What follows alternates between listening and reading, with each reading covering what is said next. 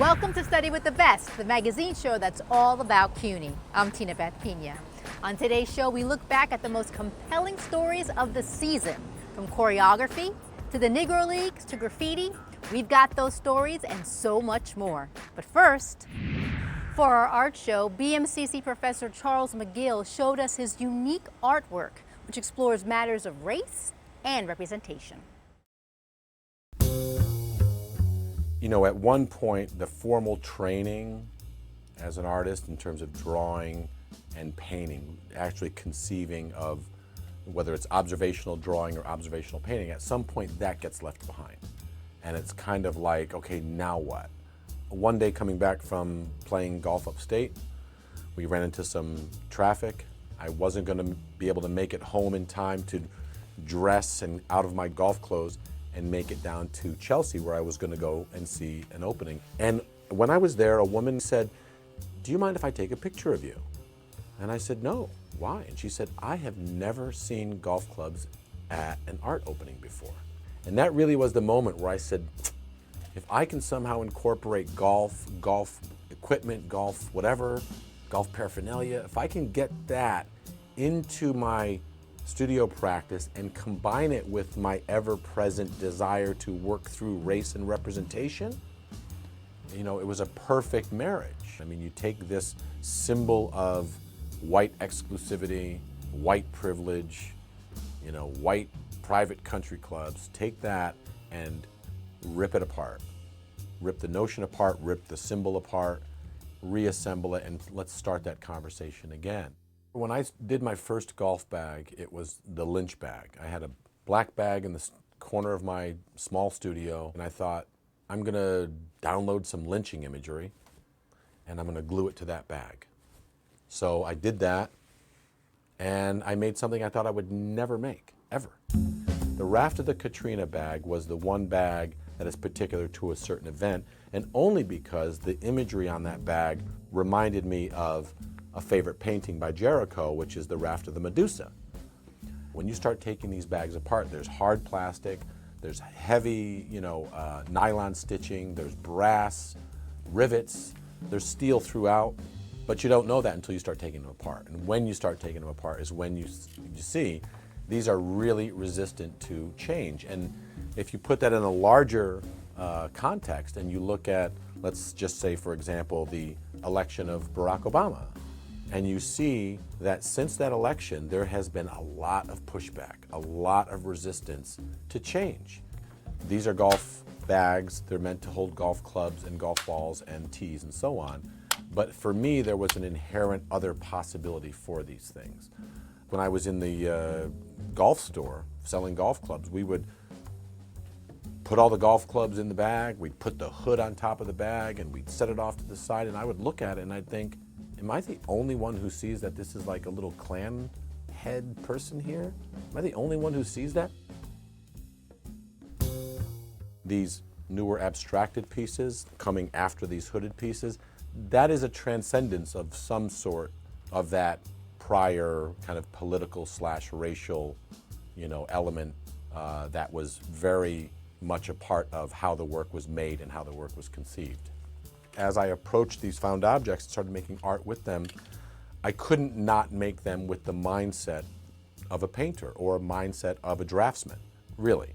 So this current work is what I like to call painting-informed assemblage or painting-informed sculpture. It's informed by the process that I use when I paint. So if you saw, for example, the layers of color, texture, you would see what I'm talking about in terms of the painting process, especially this piece here in back of me, Dilemma. The fact that I'm making these targets and there's this rash of killings by police of young black men. I'm not saying, oh wow, there's so many rash of killings by police of young black men, I have to make something that speaks to that, and I'll make a target because that looks like there's a target on young black men's backs. That's not the process. The process is, oh, well, this kind of works in this climate. The work really, in my opinion, kind of came as a precursor to all this stuff. And if we just want to talk aesthetics, that's fine too. Someone told me this the other day. They were like, you own the golf bag, which I thought, you know, it's pretty good. Like John Chamberlain owns discarded car metal. I mean, I'm not saying I'm Andy Warhol, but Andy Warhol owns the Campbell soup can. I thought that was kind of a neat thing to hear, you know, that, oh, you own the golf bag. So I thought that was a neat thing to hear. Teaching at BMCC is, for me, I get to revisit my post-high school years. I love watching that process. I love seeing students, when I go over to them, most of my students are looking for like this little shove on the shoulder when I walk by them. And they turn and look at me and I go, there you go. And the smile that they get, because they didn't think they'd get there, but the fact that I get to influence students the way I was influenced early on, the way I get to have the opportunity to possibly change the direction of the way they think and change the direction of maybe where their lives are going, just based on the fact that somebody said, you have it. You know, I love the teaching, I love making the art, and it's never been about whether I'm going to be able to sell it or not. It's the urgency of making the work that matters most. Back in August, we profiled choreographer Vicky Schick.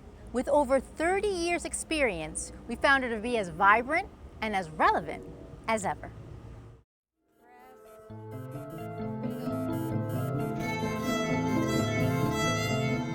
Dancing is not a hobby for me. It is like the most important thing to me after my family and friendships. And it's my passion, it's my work. My name is Vicky Schick, and I'm a 63-year-old dancer, performer, choreographer, teacher living in New York City.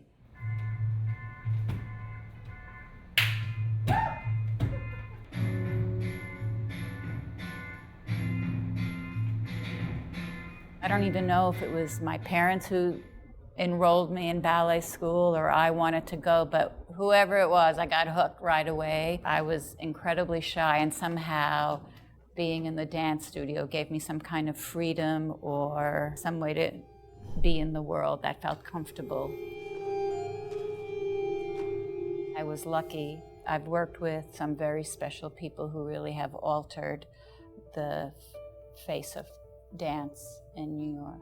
I was in the Trisha Brown Dance Company from 1980 to 86, and that was a life-altering experience. I can't even put into words what I learned from Trisha Brown, but one thing for sure was the beauty of rigor and work and attention to detail, plus seeing a woman with so much passion and spirit and enthusiasm and courage also was a lesson unto itself. For about 20 years, I have made dances with two wonderful collaborators, artist Barbara Kilpatrick and composer Elise Kermani, and I've worked with many, many wonderful dancers who mostly are also my close friends, and their ages range from 30 to 70. So I just want to say that these are incredible women, incredible dancers. I am the luckiest person in the world.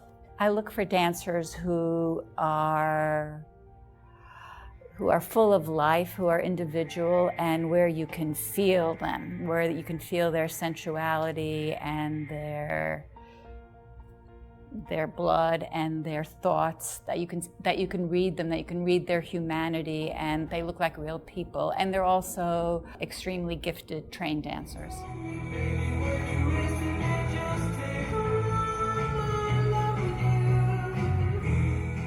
I danced with Vicky for 5 years, with her as my mentor, which I'm very grateful for. And she just has this like deep well of knowledge in her body. And just getting to dance next to her is like the biggest lesson. The fact that she loves movement, which I really love movement. Being able to use and be very smart about how you move your body as opposed to just putting limbs in space.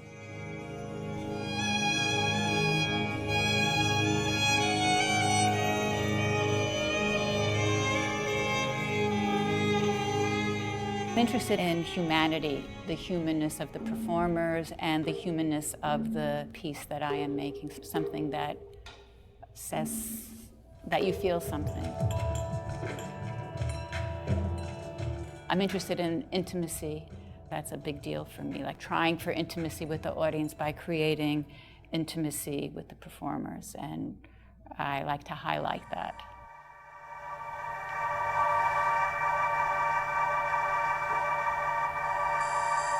I've been very lucky. I am an adjunct at Hunter College for 14 years. I teach a technique class, and what is wonderful about Hunter is the diverse population.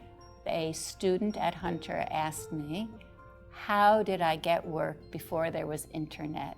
And I thought, wow, that's kind of a nutty question, but I thought, wow, it's a question that really makes sense, because that is how people do things now. Like you're on the web, you have a website. More important, and the crux of the matter, is the time that one actually spends doing the work. Like being in a studio, going to classes. Finding movement is like doing research. You're trying this, you're trying that, it's not working. You know, it's about the rigor in the work. One of our stories this year was about a technology being developed at City College that's making sluggish internet a thing of the past. We're at City College, where behind these doors they're working on the next steps in optical technology in the photonics lab. I work on the field called photonics, which is a field that studies how light interacts with matter and how I can control how light interacts with matter. So we work on things where we can slow down light. We work on things where we can make LEDs turn on and off really fast.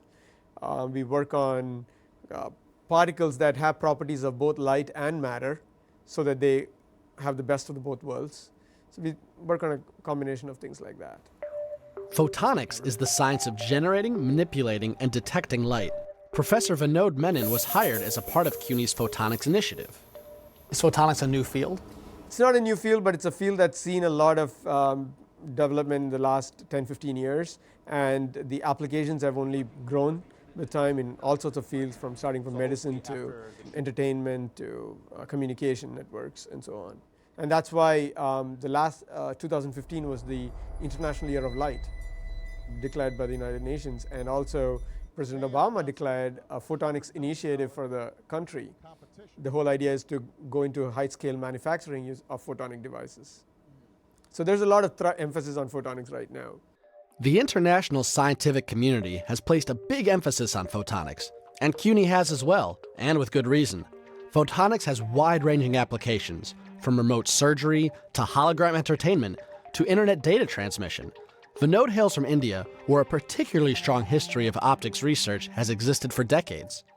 My interest in optics in India really, while I was studying in India, grew out of the fact that there's always been a tradition of doing optics and spectroscopy in India, starting with C.V. Raman, who is one of the pioneers in the field of optics. C.V. Raman was one of the most important scientists of the 20th century, and the first Indian to win a Nobel Prize.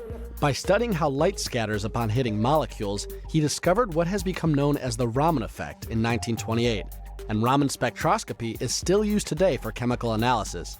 His influence on Indian science cannot be understated. There were other areas of science that were also just as important in India, just that there was this one person who was very influential, and he had produced great PhD students who went on to train better students, and so that is the school that I kind of followed through. But I also was fortunate to have professors who were trained in the US. So there has been that tradition, and that's probably why it was easy to find mentors who worked in that area, and I got interested in that as well. Professor Menon has followed in this tradition, now at CUNY, and the real-world applications of photonics here are impressive. For instance, one of the technologies Menon is working on is speeding up our internet through light. Idea of communicating with light itself is not new. Think of smokestacks, right? I mean, that's a good example of a visible communication. So visible light communication has been around for so long. And the next step is something called Li-Fi. Li-Fi stands for light fidelity. But what it really is communicating between your computer or your handheld device and the outside world using light as the medium that sends that data to your device. The current setup most of us are familiar with, of course, is Wi-Fi, which uses radio waves to transmit data. Instead of using radio waves, Li-Fi uses light waves, and light is much faster. So what do we have here? So what I have here is a small demo that sort of explains the physical principle of Li-Fi. We have here a red laser, and I have something called a chopper which chops this beam of light. So coming out of the laser is a continuous stream of photons, and then this chopper is chopping it up. Computers read data in the form of ones and zeros, binary code.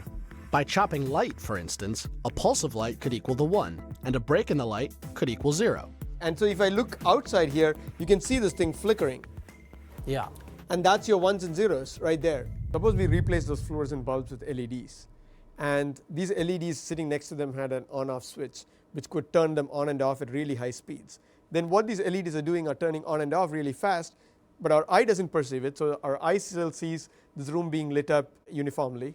But your computer has a sensor that detects the fact that there is this LED that is blinking at really high speeds. Those high speed blinking is actually your ones and zeros, your data that is coming down. And that's how you download your movie that you want to see. Our current incandescent and fluorescent light bulbs can't turn on and off fast enough, like the LEDs. But the great potential of Li-Fi is that the infrastructure is already there. Eventually, specialized LED bulbs could go right where our current lights are. I guess in an ideal world using Wi-Fi, you just walk into a room, turn the light switch, and that's your internet connection. Exactly. And also you can ask the question, if I need to use Li-Fi, do I need to have the lights on in my house all the time? And the answer is no, you don't, because you can actually dim the light, and even with the dimmest light is not perceivable to our eye, you might be able to send the data. Of all of the applications of photonics, for many people, faster internet speeds are one of the most exciting. However, Li-Fi isn't set to dethrone Wi-Fi just yet, but the first real-world office and business uses have already taken place in Estonia, and speeds have indeed reached over 100 times faster than Wi-Fi. The question now for the international photonics community is just how fast can it go? Wi-Fi typically relies on megabits per second. The Li-Fi speeds have been predicted to be gigabits per second. So if you can make those LEDs run faster, then that's a way to get higher data speeds. One of the things we are working on in my lab is how can we make LEDs turn on and off faster. As demand increases, we can expect photonics to take an ever-expanding role in our technology, and CUNY's Photonics Initiative will be right at the forefront. For Study with the Best, I'm Ari Goldberg. One of our most recent stories was the Welling Court Mural Project, which is where I'm standing right now. Here, street art is used to beautify the neighborhood and enact social change.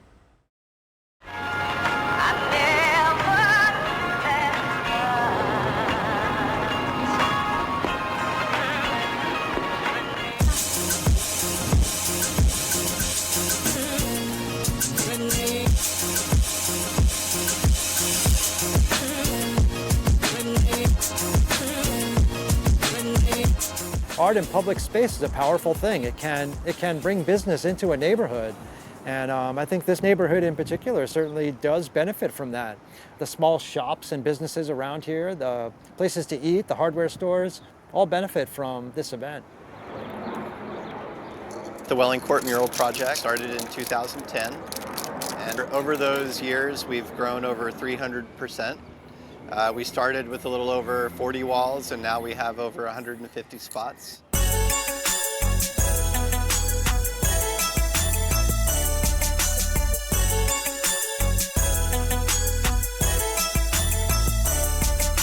The key is having permission from property owners, and so each year we've made positive gains because each year people come around to that notion that it's a good thing to have. It's multiple city blocks, and to walk around the entire project, you could easily spend 2-3 hours if you wanted to look at the work and check it out.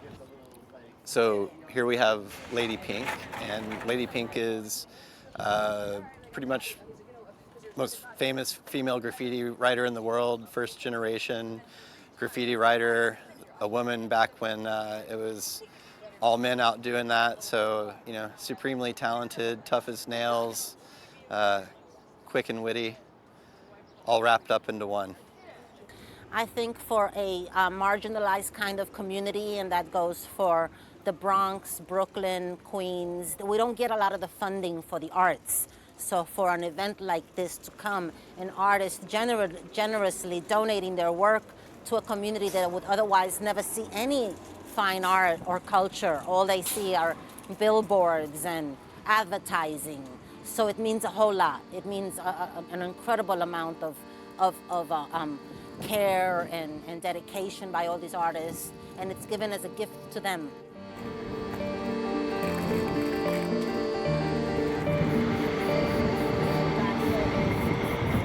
The piece that I've chosen to paint I call the Butterfly Queen, and it's based loosely on Mexican style of, Dia de Muerte, the Day of the Dead, and the skulls with the flowers. But this one has got butterfly wings, and the design inside the wings has got some contemporary images in it.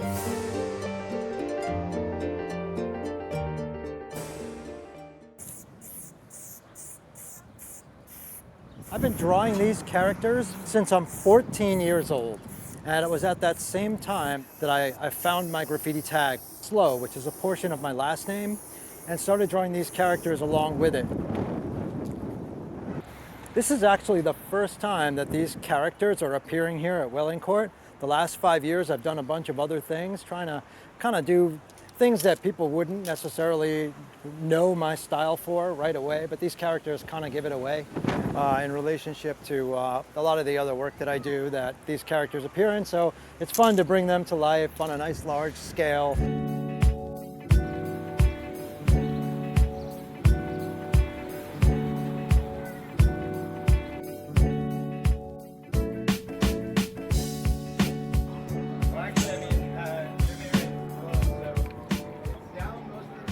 When the artists are out painting, people frequently stop and just talk about what a positive impact it's made in their environment. So again, it's not like we don't have to wonder or theorize. It's like there's an overwhelming outpouring of, words and thanks and appreciation for the art.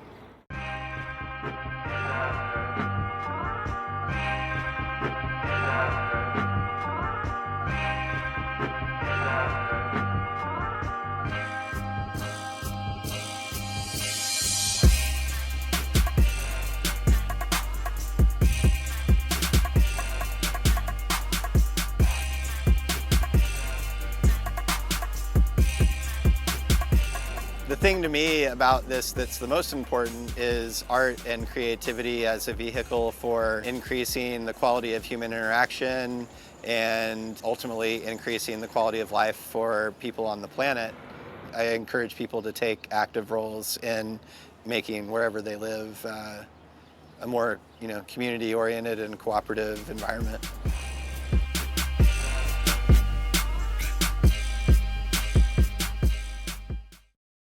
For our legacy show, we met Negro League player James Robinson.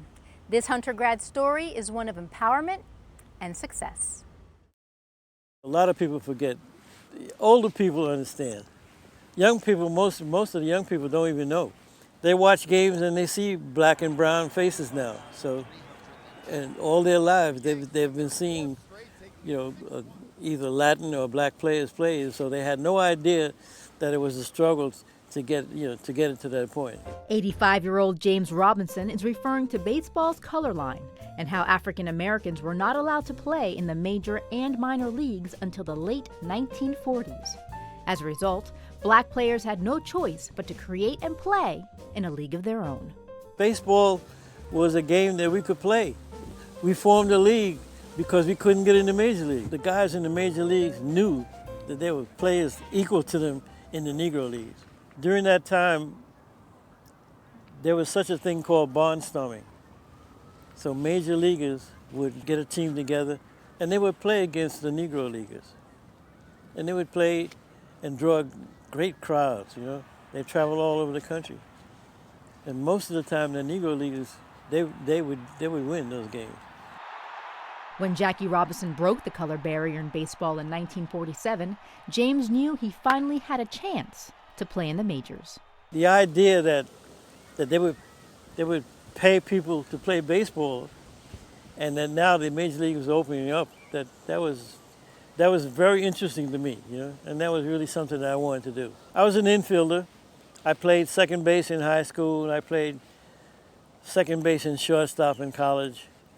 I actually, with the Kansas City Monarchs, I even played third base. But the main thing is that my first Negro League game was in Yankee Stadium. Robinson's Negro League career spanned from 1952 to 1958 with the Philadelphia Stars, the Indianapolis Clowns, and the Kansas City Monarchs. His career highlights include playing in the East-West All-Star Game, being captain of the Monarchs, and signing a minor league contract with the St. Louis Cardinals. If you're a ball player, you want to go to the major league, and but I can say I had a chance, but it just didn't work out. I was a good player. Being in the All-Star Game and being captain, those were important. I finally stopped playing baseball, I think, at 27 or 28. And then, I said, I really got to get a job now, It was much simpler because I had some credentials, So it opened up opportunities for me. Robinson's baseball accomplishments earned him countless accolades and most recently, the opportunity to meet President Barack Obama. But those triumphs are only a part of his life success. After his sports career, Robinson earned a master's degree in social work from Hunter and eventually retired from the New York City Housing Authority after 30 years of service. I was an employee in New York City Housing Authority, and they gave me an opportunity to get my master's degree in social work. Hunter School of Social Work, and it put me in a position whereby I always knew that even after anything else, at least I had a shot at getting a decent job. And it made me feel strong, made me feel strong. And I always thought it was a great combination too, because when I went to play in the Negro League, I had already finished college, So I always felt that I had the advantage over a lot of guys, because I was always comfortable knowing that I wasn't going to starve, because I had the means to move on. After a short-lived retirement in the 80s, Robinson became a criminal justice professor at South Carolina State University, as well as the school's head baseball coach. At the stage in my life when I thought I was finished working, that was probably the best job I ever had. So I really felt thrilled about that. I did that for about 6 years. But now I'm really officially retired. I don't think I could have, seen that as my future. But it turned out to be pretty good. I've been blessed. I was able to go to college, play baseball, had a successful career, and so I'm really happy about that. What's next for me is try to enjoy whatever life I have left, and I appreciate you asking me these questions because I was just dying to tell it to somebody. That's our show for today. For more information on any of our stories, log on to our website at cuny.tv or check out our Study with the Best Facebook page. Thanks for watching. See you next time. Bye.